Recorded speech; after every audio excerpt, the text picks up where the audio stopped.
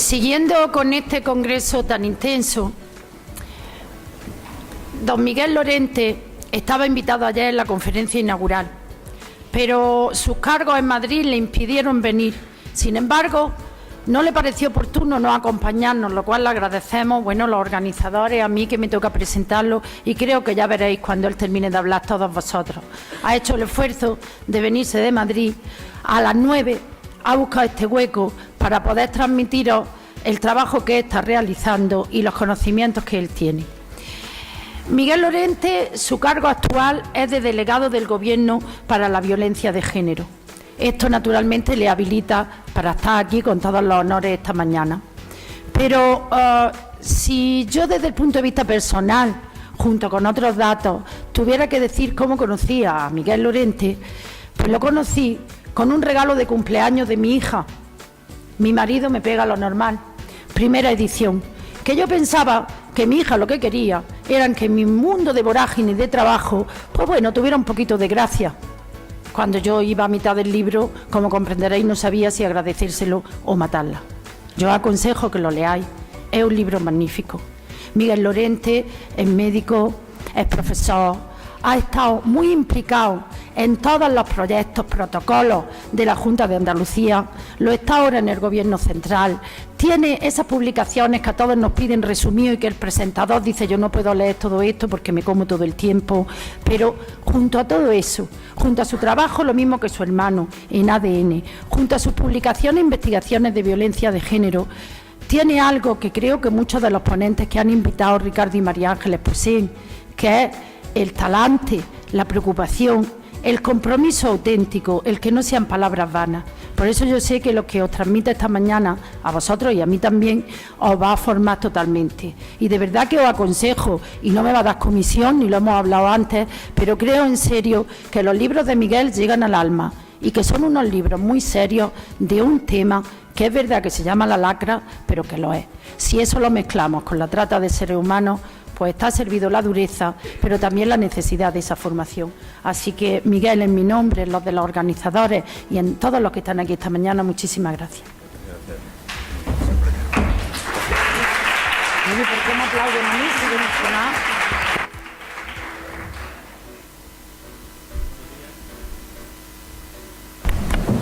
Buenos días a todas, buenos días a todos. La verdad que el regalo, no de cumpleaños, pero el regalo me lo acaba de hacer Mercedes con estas palabras y con ese agradecimiento quiero responderle yo, porque realmente uno hace lo que cree que debe hacer y a veces ni siquiera está seguro de que cuando lo hace pues es lo que tendría que haber hecho. Pero es cierto que lo que realmente uno ha aprendido no solo lo ha encontrado en los libros, no solo lo ha encontrado en la información que se ha elaborado y que otras personas han aportado de una manera certera, sino que lo ha adquirido de los encuentros, de esa relación directa con las personas que tienen y comparten la misma preocupación, que comparten el mismo interés para resolver los problemas que existen en la sociedad, y también lo ha adquirido conociendo los problemas de cerca. La teorización de la realidad es relativamente sencilla de resolver, puede ser como un crucigrama más o menos complejo, pero al final tiene solución en teoría. Cuando te acercas a esa realidad, cuando te encuentras con una mujer que ha sufrido violencia de género, con una mujer que ha sido traficada, cuando ves su vida bajo esa perspectiva, te das cuenta de que mucho de lo que conocemos en teoría no encaja en ese momento en esa mujer, y por lo tanto es bueno tener el marco teórico y el marco conceptual, es fundamental, si no difícilmente podremos acercarnos a los problemas puntuales, pero luego tenemos que hacer el esfuerzo de aplicarlos y de buscar las circunstancias individuales. Pasa en general en la vida, pasa mucho en medicina y pasa mucho cuando los problemas de la vida se traducen en problemas personales, en problemas y en circunstancias personales. Y cuando te enfrentas a problemas como es la violencia de género, te das cuenta de que no solo se trata de una circunstancia más o menos grave, más o menos extendida, más o menos presente en cualquier lugar o rincón del mundo, sino que además lo es porque ha habido una connivencia cultural, ha habido una referencia que ha permitido que todo eso sea y siga siendo. porque la violencia de género se retrotrae a los orígenes de la humanidad, al neolítico, y hay referencia donde claramente se ven las distintas actuaciones y posiciones de hombres y mujeres y cómo entre esas distintas posiciones estaba el uso de la violencia y la cosificación de la mujer para obtener ventajas desde el punto de vista masculino. La cultura patriarcal, como se define, androcéntrica, como queramos, la cultura de la desigualdad establece esas jerarquías para que todo fluya según una referencia, según unos valores, y esos valores, pues, cuando se ven reforzados con determinadas conductas, aunque sean negativas, pues se contemplan o se integran de una manera diferente. No hay un rechazo frontal a la violencia, sino que hay una especie de justificación. Hoy, en España, el 1,4% de la población piensa que la violencia de género es una violencia aceptable en algunas circunstancias. Y de entrada, en España, hay aproximadamente unas 600.000 personas, la mayoría de ellos hombres, un 65%, que piensan que la violencia de género se puede utilizar dependiendo de las circunstancias. Y así ha sido históricamente, y ahora es cuando más crítico se es respecto a esta violencia. Luego, todo este tipo de conductas tenemos que integrarlas dentro de lo que es la violencia de género. La trata de seres humanos, la trata de seres humanos con fines de explotación sexual, no por casualidad, viene protagonizada en el 80% de los casos, en más del 80% de los casos, según Naciones Unidas, por mujeres que son víctimas de estas redes de tráfico. Y si son víctimas de estas redes de tráfico es porque hay una demanda que las reclama. No las secuestran para nada, no las apartan del lugar donde viven y las trasladan a otro lugar porque de esa manera estamos entrenándonos para llevar secuestros terroristas. No, lo hacen porque de ese secuestro, de ese tráfico, se obtiene un beneficio a través del uso, de la demanda del producto o de la persona, en este caso producto en términos, digamos, como ellos contemplan la situación, de esa persona que ha sido secuestrada, traficada, para luego ejercer habitualmente la prostitución. Por lo tanto, es muy importante que no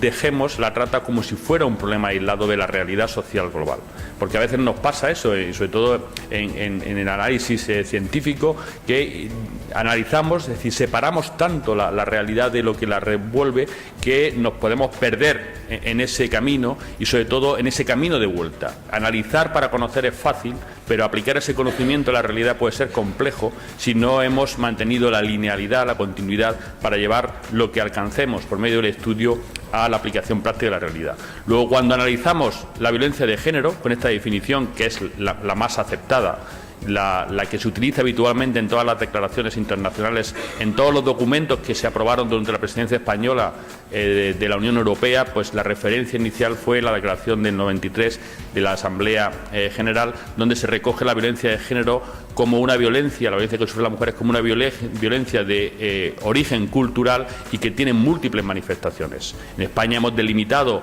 una parte de esa violencia de género en la relación de pareja, pero la propia ley integral hace referencia en su preámbulo que se trata de una violencia mucho más amplia. La trata, con fines de explotación sexual, forma parte de esa violencia de género y, por lo tanto, así tenemos que entenderla. ¿Y qué ocurre cuando hay trata, cuando esas mujeres son traficadas y son llevadas a otro lugar y son obligadas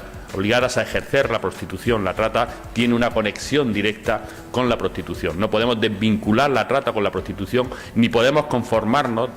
pensando que abordando la trata va a ser suficiente para resolver la prostitución. Y ahora veremos algunas situaciones. Pero fijaos una noticia que se produjo el fin de semana pasado. Se está investigando una agresión a una prostituta. No sé si viste las imágenes, pero hay un cliente que deja a una prostituta en una zona de Sevilla. Y la prostituta le hace algunas referencias, no se ven en el vídeo. El cliente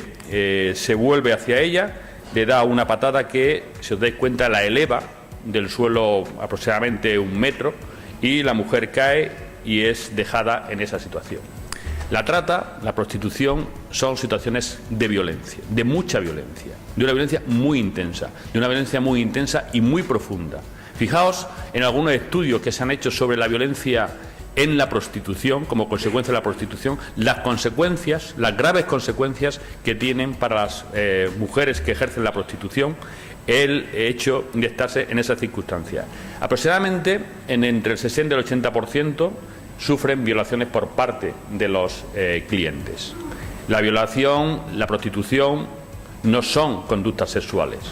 son conductas de poder que se hacen a través de una conducta sexual. Siempre se ha definido y siempre hemos partido de esa realidad. Creer que la prostitución es un simple consumo, una actividad sexual, es equivocarnos. Detrás de esa situación hay toda una estructura de poder, toda una estructura que lleva al hombre a considerarse dueño, aunque sea por ese momento, de esa mujer que considera como un objeto, como algo de su propiedad, como parte de esa referencia cultural que decía que es más amplia. Por lo tanto, en violación, en medicina legal, siempre hemos dicho que satisface una conducta sexual que satisface conductas no sexuales, porque busca esa posición de poder que ejercen los agresores. Y por eso, cuando hay una situación favorable para la relación de poder casi pactada o consensuada en la prostitución, encontramos esas manifestaciones de la violencia. Violación, agresiones físicas en 73%, víctimas de incesto como previa, como la victimización, como esa dependencia, como esa vulnerabilidad por parte de las mujeres que la ejercen, el estrés postraumático, es decir, el simple hecho de ejercer la prostitución con el tiempo va desarrollando un estrés postraumático con independencia de que haya más o menos presencia de violencia física directa o a través de agresiones físicas directas por parte de los agresores, y todo eso conduce a un deterioro psicológico importante que lleva con frecuencia también a las conductas autolíticas más o menos frecuentes. Fijaos además que esa consecuencia sobre lo que supone el ejercicio de la prostitución en el 80-90% de los casos después de haber sido traficada, pues conduce a que haya una mayor mortalidad, el estado de salud de estas mujeres se va deteriorando progresivamente y además que tenga impacto sobre su entorno íntimo directo, fundamentalmente sobre los hijos y sobre las hijas, porque además, en gran parte a veces como consecuencia de las circunstancias en las que están envueltas, tienen una media de hijos e hijas alrededor de 2 y en el 20% de los casos conviven con ella. Y a veces incluso comparten el lugar, la casa, es muy difícil llamarlo hogar, la casa donde ejercen la prostitución. Por lo tanto, al trauma conocido de la prostitución históricamente, que se ha definido y que se ha ido delimitando con lo que es esa relación de consecuencias, de agresiones, de lesiones que se producen, tanto en el plano físico como en el plano psíquico, hay que unir lo que es el trauma de la trata, el hecho de haber sido traficadas desde países de orígenes con la amenaza no solo directa sobre ellas, sino también sobre los entornos familiares, y a eso hay que unirle toda la violencia que después de haber sido traficadas, después de haber sido obligadas a ejercer la prostitución, sufren por parte de los clientes. Luego, si nos hacemos una idea de lo que nos encontramos cuando vemos la parte final, vemos que hay toda una estructura de violencia que de alguna manera hace que se vaya potenciando esa situación y que también la sociedad, en lugar de poner los ojos sobre el problema, se limite a destacar los resultados más graves del problema. Cuando hay una agresión especialmente grave, cuando hay una situación que genera conflicto dentro del vecindario o cuando se produce algún tipo de homicidio. En esas situaciones tenemos que ir al origen del problema. No podemos quedarnos solo en la manifestación del problema, porque lo único que conseguiríamos sería reducir algo los síntomas, pero estaría todo preparado para que siguieran produciéndose casos de manera que las mujeres recorrieran ese trayecto, ese camino hacia el resultado final de la violencia. Cuando estudiamos la motivación violenta, encontramos que hay dos grandes tipos de estímulos, ¿no? Los que están más en un plano externo, que son los ambientales, situacionales, y luego los que están más en el plano de la personalidad, de los factores psicobiográficos de cada uno de los individuos que la ejercen. En ambos casos, fijaos,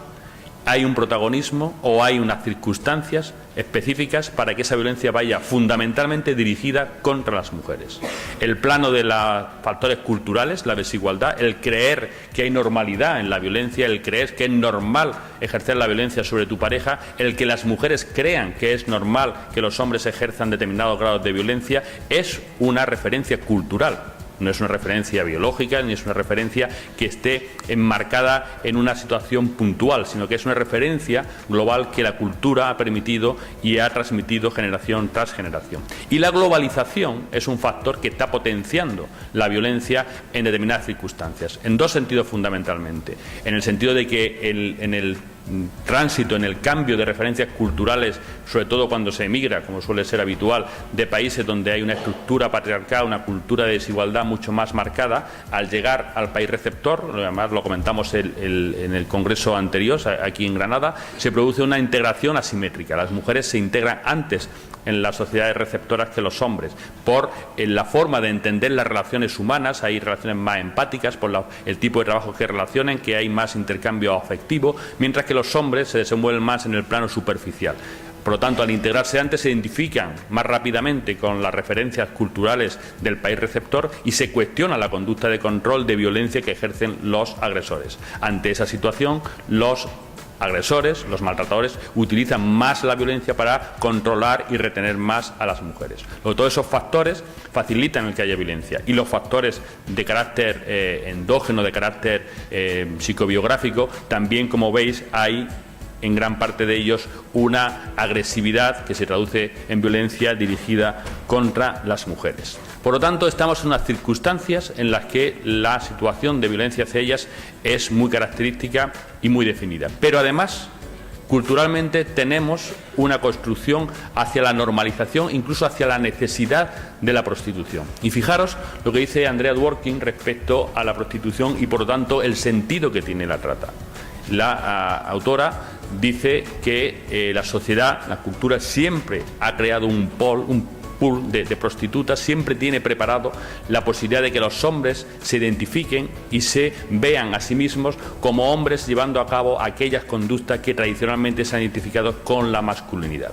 Por lo tanto, esa necesidad de que el hombre pueda tener salida en cuanto al consumo de sexo, desde una posición de poder, ha sido algo que históricamente ha estado presente y que sigue estando presente. Y la sociedad, la cultura, ha ido facilitando la forma en la que esa necesidad sea cubierta. Y ahora la forma de resolver el problema de esa demanda, que por cierto ha aumentado por parte de los hombres, es en gran medida a través de la trata. Porque ya no se trata de un consumo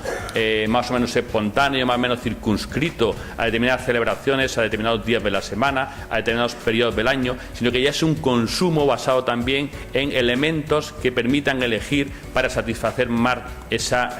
percepción doble de placer-poder, ¿no? Es el elegir, pues quiero hacerlo con una africana, pues quiero tenerlo con una oriental, pues quiero que sea joven, rubia y extranjera. Esa capacidad de elegir, esa demanda seleccionada, es lo que también ha facilitado y ha potenciado en gran medida la trata. La trata, como parte de una construcción cultural patriarcal que queda integrada dentro de la sociedad. Y fijaos que quien se mueve en ese ámbito, quien genera ese tráfico, tienen un papel o tienen un sentido dentro de esa construcción patriarcal. ¿Por qué? Porque de alguna manera lo que hace que la trata siga siendo una situación, ahora mismo se dice que después del tráfico o junto con el tráfico de personas, de drogas y el tráfico de armas, es la actividad criminal más rentable, ¿no? Y además incluso está modificándose las pautas y está subiendo cada vez más el tráfico de personas como un factor criminal que genera más beneficios a las mafias. Esa integración dentro del sistema tiene un doble sentido. Al cliente le permite satisfacer aquello que culturalmente está visto como algo que los hombres pueden y tienen incluso que hacer, porque se ha justificado todo el consumo de la prostitución de una necesidad masculina, porque si no sería peor, porque llevarían a cabo agresiones sexuales, como si los hombres fuéramos unos animales sin raciocinio y sin capacidad de control. De hecho, se hicieron algún experimento, por llamarlo de alguna manera, es decir, en Australia hubo una serie de actuaciones que se llevaron a cabo para facilitar el consumo de la prostitución, para regularizarla, integrarla y facilitar el consumo de la prostitución,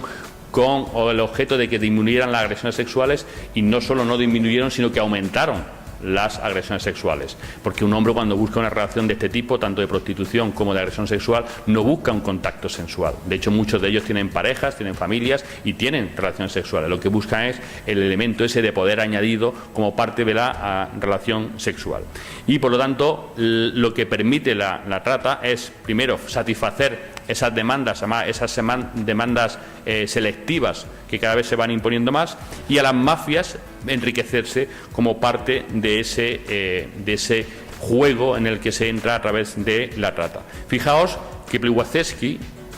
lo recoge muy gráficamente cuando dice que el objetivo de las mafias es integrar las ganancias dentro del sistema legal. No es un sistema criminal paralelo y desconectado del sistema económico legal. Y por lo tanto, al final, la actuación, de la trata, del tráfico a través de la prostitución, se integra dentro del sistema. Y hay ejemplos muy claros. Fijaros esta noticia en la que de alguna manera se establece el problema, el conflicto entre cuando se ponen los macroburdeles y las zonas de residencia cercanas. Y de hecho, la noticia destaca cómo los empresarios del sexo juzgan hipócrita la queja, la dificultad que pone desde el municipio, y fijaos cómo dice que esa situación, ese macroburdel, ese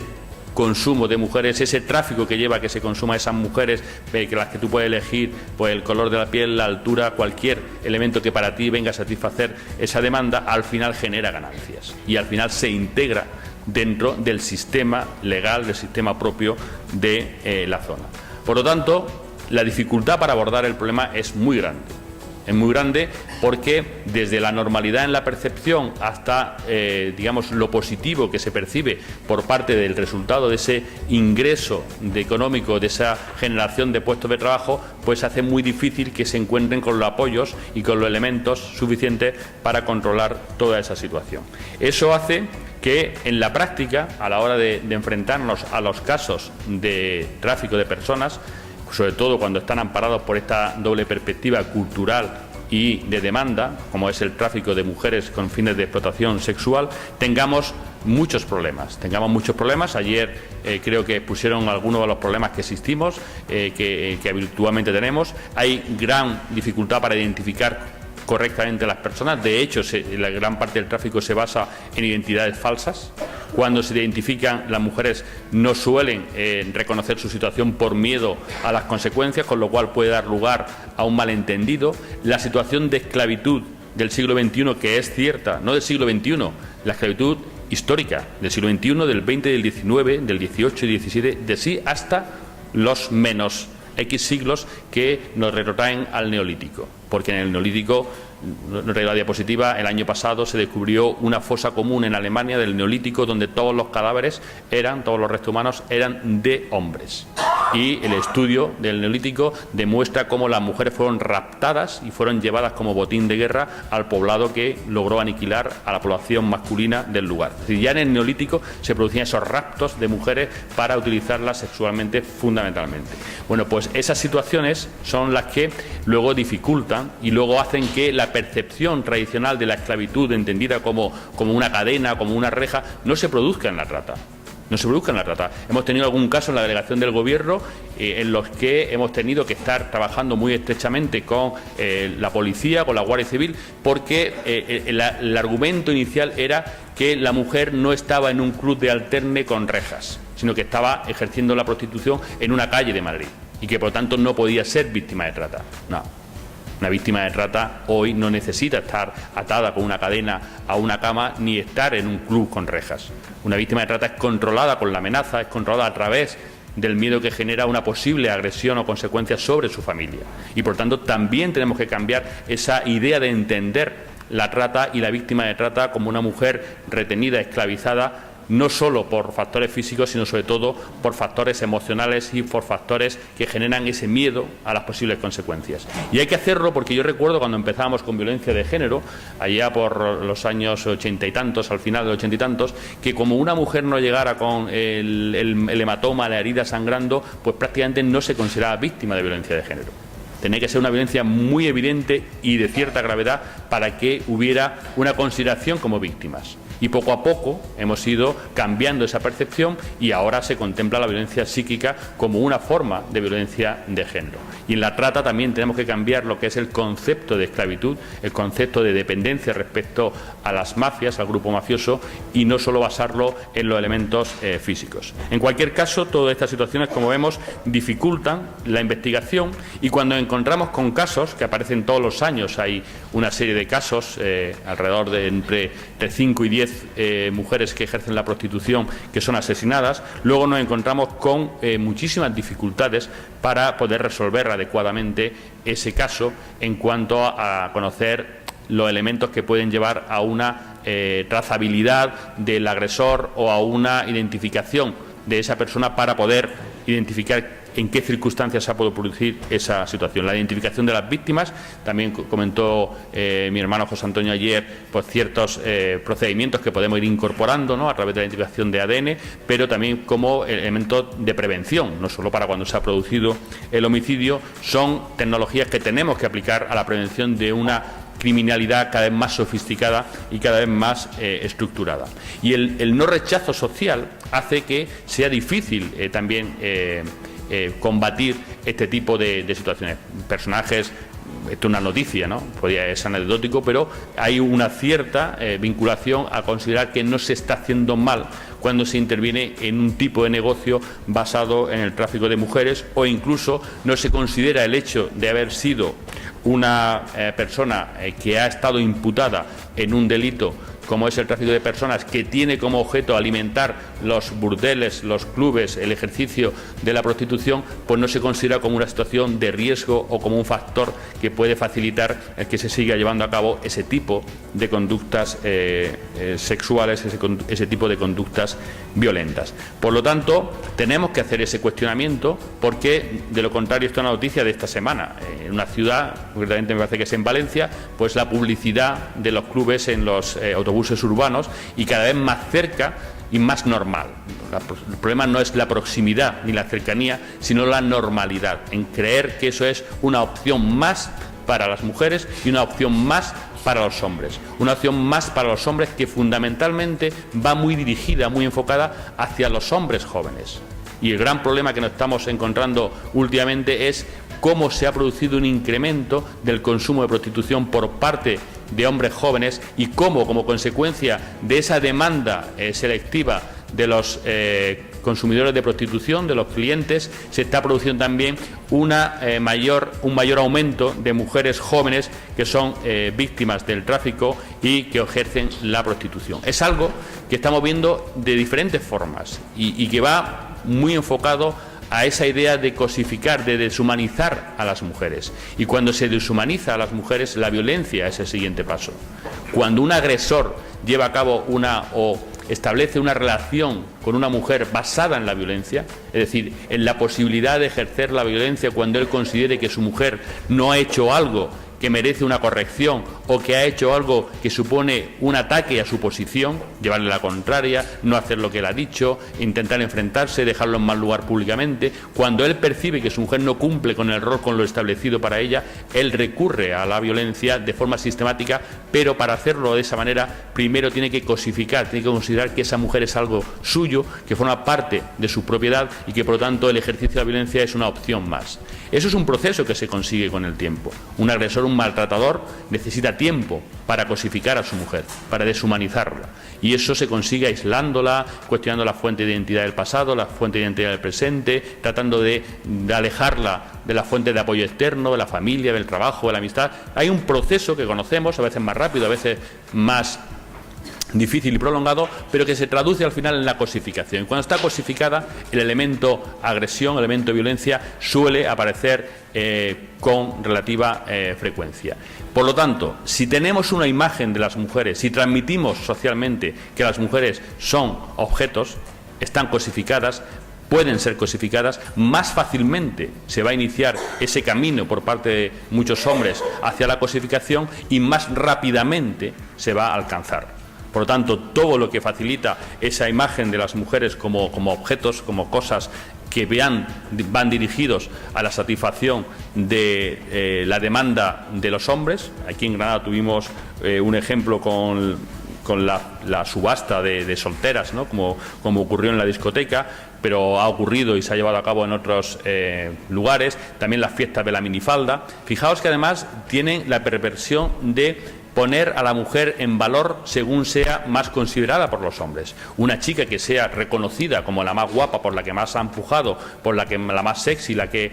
ha ganado el concurso de camisetas mojadas, es una chica que se siente reconocida,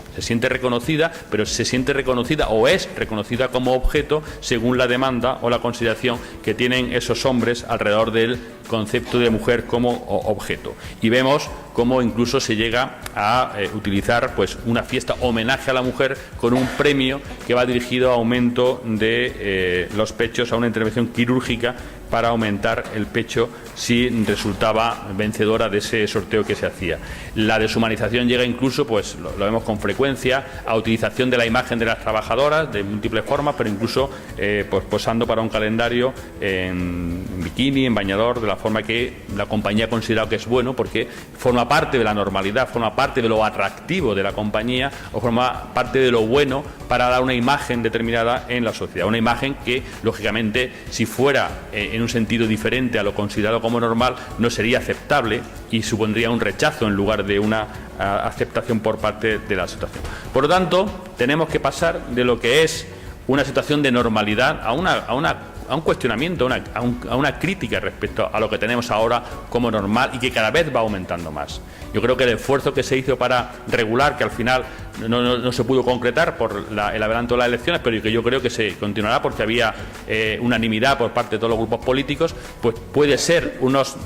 pasos a dar para ir cuestionando esa normalidad, para que no se vea tan normal ni tan cerca, de manera que haya más dificultad para que se identifiquen los futuros consumidores, los jóvenes, con ese tipo de conducta. Algo que no está lejos cuando hacemos estudios sobre violencia en la gente más joven. Fijaos que en un estudio que hicimos con la Universidad Complutense hace un año y medio, se preguntó sobre conductas violentas, sobre conductas que se veían aceptables por los chicos y chicas, y ya aparecen entre los chicos, por ejemplo, el reconocimiento de haber ejercido conductas por su parte en las que se presionaba a la chica para hacer conductas sexuales que ella no quería o que no les parecía adecuadas en un momento determinado. Es decir, ese forzar en la relación sexual a una chica es algo que ellos mismos reconocen en determinadas circunstancias, en determinados momentos. Y las chicas también reconocen que han hecho esas conductas como consecuencia de esa obligación o de esa imposición que ha ejercido el chico. También vemos que esa identificación del chico o del hombre, del galán, del playboy, del chico malo, del malete, con la conducta sexual y con la multiplicidad de chicas, pues es algo positivo, o se ve como positivo en los chicos fundamentalmente, porque fijaos que los chicos lo ven en un 11,4%, mientras que las chicas solamente lo ven en un 2,5%. Mientras que al revés se ve totalmente al contrario, las chicas no se ve bien que tengan varias relaciones. Y este tipo de imagen sexual es lo que está facilitando en gran medida que se haya producido un incremento del consumo de prostitución por parte de los más jóvenes. Y eso también ha facilitado, junto con la demanda por parte de hombres mayores, que la víctima de trata y de prostitución sea también cada vez más joven. Y por lo tanto hay una situación que está generando más problemas, no menos problemas, y por lo tanto las medidas que se están poniendo en marcha van un poco enfocadas a considerar esta realidad cambiante, que no es una realidad estática, que nos encontramos y que poco a poco podremos ir, abarcando según sean nuestras iniciativas. La realidad va cambiando y esa realidad va cambiando ahora mismo en sentido, de incremento del consumo y de disminución de las edades, tanto en los agresores como en las víctimas. Estamos viendo en algunos estudios que se han hecho en gente joven, como gran parte del razonamiento que ellos dan es un razonamiento puramente económico, puramente instrumental. Dice, me sale más barato tomarme una cerveza, unas copas con mi amigo y después irme a un club a tomarme la última copa y estar allí con una tía, como ellos dicen, que estar toda la noche con una chica en un pub, invitándola a una copa, diciéndole tal, para que luego me diga que tiene que madrugar, que al día siguiente tiene que trabajar y cada uno a su casita. Entonces están racionalizando la idea de que el consumo de prostitución, porque ahora te vas a encontrar con chicas jóvenes, con chicas muy atractivas, del este, del oeste, del norte, del sur, pues es algo que incluso es rentable desde el punto de vista, digamos, material. Y fijaos que un poeta de aquí de la ciudad de Granada, Luis García Montero, pues hablando con él de estos temas, me dice, no solo ahorran en dinero, sino que ahorran en sentimientos. Y es verdad. Es mucho más fácil, mucho más frío mantener esa relación que tener que establecer un vínculo o caer en el miedo que sienten muchos hombres de caer en un vínculo afectivo o dejar traducir emociones en una relación. Y por lo tanto hay una serie de factores en nuestra sociedad que pueden facilitar a que esa dinámica hacia lo que es el consumo de prostitución por parte de jóvenes y sobre mujeres más jóvenes pues se vea incrementado en este tiempo. La reacción de la sociedad pues no es todo lo adecuada ni proporcional a la gravedad del problema. Todavía se sigue culpabilizando mucho de todo esto a las mujeres, incluso se las pone como una opción de su libertad para ejercer la prostitución, sin tener en cuenta en qué condiciones se toma esa decisión, ni qué alternativas tiene, ni por qué se ve como normal esa decisión, y sobre todo vuelve a situar a la mujer en un plano inferior en el momento de la decisión y como un objeto de consumo masculino. ¿Qué es lo que no ocurre en estas circunstancias? Pues que también, como decía al principio, no podemos aislarla y podemos llegar, según la teoría de Andrea Dworkin, a lo que podría ser, a lo que es de hecho una trata inversa, es decir, al final los hombres buscan ese pool de prostitutas para poder satisfacer y verse identificados como hombres. Da igual que tengamos aquí a las mujeres como que los hombres vayan donde están las mujeres para ejercer la prostitución. Por eso en Europa también se ha considerado el tráfico de personas, el tráfico de mujeres, concretamente para la explotación sexual, dentro de los propios países de la Unión Europea, porque al principio se contemplaba como una conducta externa a la Unión Europea y ahora ya se ha visto que puede haber incluso tráfico y explotación sexual dentro de la Unión Europea y dentro de un propio país de la Unión Europea. La situación cada vez es más frecuente y además cada vez en esos países se lleva a cabo aquello que aquí tiene cierta dificultad y por lo tanto la demanda de niños, de niñas es algo muy frecuente, puesto que allí tienen circunstancias más favorables para poder llevar a cabo ese tipo de conductas y ese tipo de relaciones. En España se puso en marcha, no voy a entrar en él porque esta tarde probablemente Miriam Benterrac, que de la delegación del Gobierno hablará del plan integral contra la trata de seres humanos, que tiene esos 5 ejes fundamentales y que busca un poco no solo resolver o abordar el problema cuando se ha producido, en lo que es la asistencia y protección y la lucha, estas dos últimas partes, sino sobre todo el que se vea como un problema social y que la respuesta sea social, que haya implicación por parte de todas las instituciones, por parte de todas las administraciones, por parte de la sociedad y transmitir el verdadero significado de la trata a través de la concienciación y de la sensibilización. Yo creo que esa situación es la que tenemos que abordar en unas circunstancias muy particulares, que es lo que nos preocupa en gran medida. Ahora mismo hay una crisis económica muy importante, una crisis económica que está teniendo unas consecuencias directas sobre lo que es la situación mundial y está condicionando en gran medida el hecho de las migraciones y cómo la trata puede ser o se está viendo contemplada como una forma de salir de las situaciones de crisis que están viviendo muchas mujeres, muchas familias. El problema que puede ocurrir es lo que ya estamos detectando. De hecho, estos son estudios que se han hecho en Estados Unidos con Mink y Kuntz, son 2 profesoras feministas de Estados Unidos. El problema que tenemos es caer en un nuevo trato. Cuando hubo la crisis económica de principio del siglo XX, gran parte de la solución vino por el nuevo trato de Roosevelt, ¿no? Y cómo se priorizó el empleo masculino como referente de la familia y como referente de la sociedad para poder salir de la crisis. Ahora hay decisiones, socialmente la encuesta del CIS también lo dicen, que un hombre debe tener prioridad a la hora de conseguir un trabajo respecto a una mujer, pero al mismo tiempo lo que se está produciendo es una división geopolítica de la desigualdad. Los países occidentales están trabajando, tienen normativas, tienen leyes que defienden en gran medida la igualdad y que por lo tanto la promocionan y la alcanzan, con mayor o menor dificultad y teniendo que seguir para consolidarla, pero esa situación está poniéndose cada vez más en contraste con lo que ocurre en Asia, con lo que ocurre en Latinoamérica y con lo que ocurre en África, que son países donde la desigualdad se ha visto incrementada. Y en un mundo global ya no hay lugares donde se pueda permitir la desigualdad como una cuestión regional o como una cuestión puntual. Si hay desigualdad en esos países, Asia, África, Latinoamérica, habrá beneficio por parte de Occidente de la desigualdad y de las decisiones y circunstancias que se producen en esa desigualdad. Y como consecuencia de esa desigualdad en esos lugares se está produciendo y potenciando gran parte del tráfico de personas humanas que luego recibimos en los países donde nuestra normativa defiende mucho los derechos humanos y defiende en gran medida las políticas de igualdad. Tenemos que abordarla desde esa perspectiva integral y global que siempre hemos defendido en todos los ámbitos internacionales, en la Unión Europea, en Naciones Unidas, porque es la única forma de resolver el origen del problema, no solo las manifestaciones. Por tanto, si permitimos desigualdades